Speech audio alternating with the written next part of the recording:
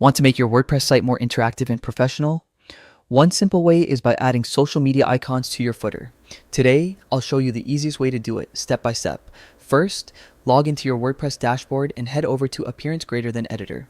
Here, you'll see your site templates. Click on your footer template because that's where we want the icons to appear. Next, click the plus icon to add a new block and search for the social icons block.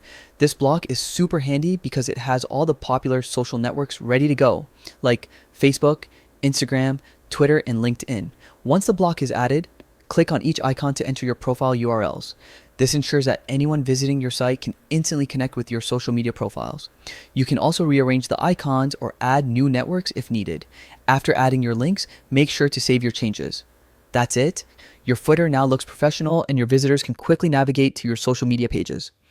Adding social icons to your footer is a small change that can make a big difference in engagement. Try it out today and give your WordPress site that extra touch of connectivity.